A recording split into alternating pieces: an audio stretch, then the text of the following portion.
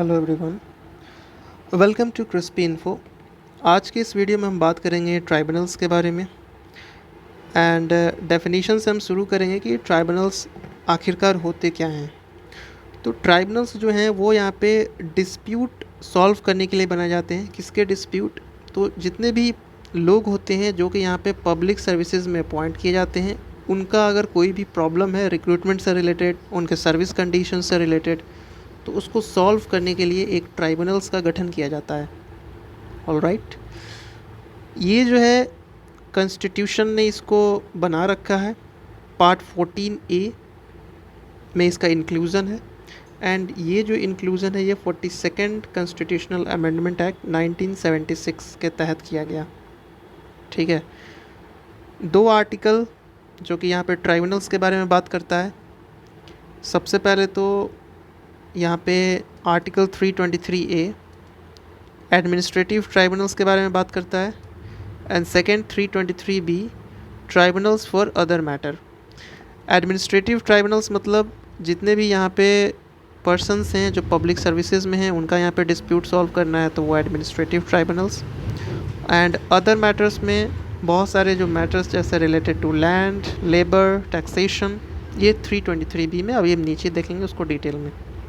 Start करते हैं 323A। तो पार्लियामेंट को ये राइट है कि वो कोई भी डिस्प्यूट जो कि सिविल कोर्ट या हाई कोर्ट में लंबित पड़ा हुआ है या फिर उसका जो सॉल्यूशन है वो यहाँ पे एडमिनिस्ट्रेटिव ट्राइब्यूनल को करने के लिए दे। ठीक है, सो यहाँ पे कोई भी अगर केस है जो कि यहाँ पे सिविल कोर्ट या हाई कोर्ट में है तो पार्लियामेंट उसको अथॉरिटी देता है कि उसके एडजुडिकेशन को, उस प्रॉब्लम को सॉल्व करने के लिए आप डायरेक्टली जो है एडमिनिस्ट्रेटिव ट्राइब्यूनल बनाओ। ठीक है, ओनली द पार्लियामेंट। ठीक है, स्टेट असेंबली नहीं 323A के केस में।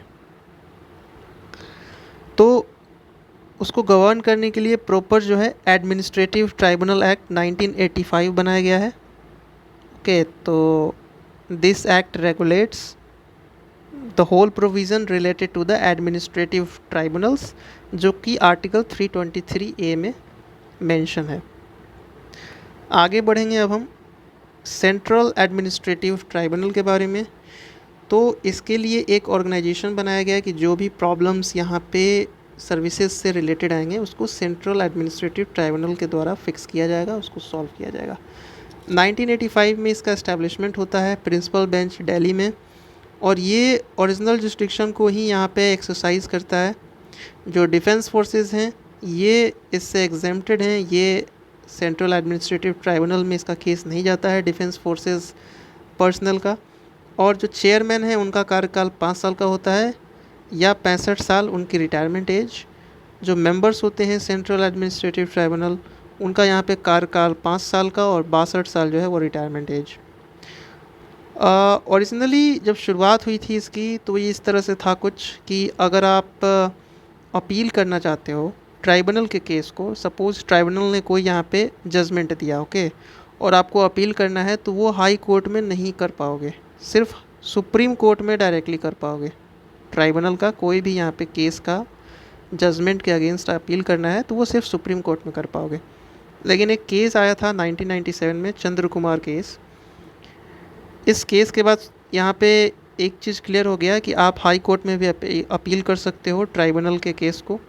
तो ट्राइब्यूनल का कोई भी जजमेंट को अगर अपील करना है तो आप या तो हाई कोर्ट में भी जा सकते हो या सुप्रीम कोर्ट में जा सकते हो। ओरिजिनली ऐसा नहीं था, हाई कोर्ट में नहीं जा सकते थे, लेकिन after this Chandra Kumar case 1997 supreme court and high court दोनों में जा सकते हो।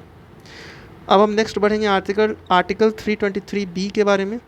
सो आर्टिकल 323B में ये है कि जो भी ट्राइब्यूनल है अदर मैटर से रिलेटेड उसके लिए है यहाँ पे पार्लियामेंट या स्टेट लेजिस्लेटिव असेंबली यहाँ पे जो भी डिस्प्यूट्स हैं उनको यहाँ पे सॉल्व करने के लिए ऑर्डर दे सकता है कि उस मैटर को हाई कोर्ट या सिविल कोर्ट से निकाल के आप ट्राइब्यूनल को दे दो, उसके लिए ट्राइब्यूनल इस्टेब्लिश हो जाएगा।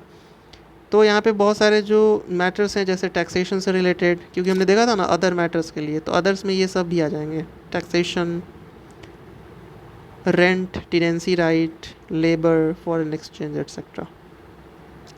अब हम देखेंगे difference between article 323A and 323B।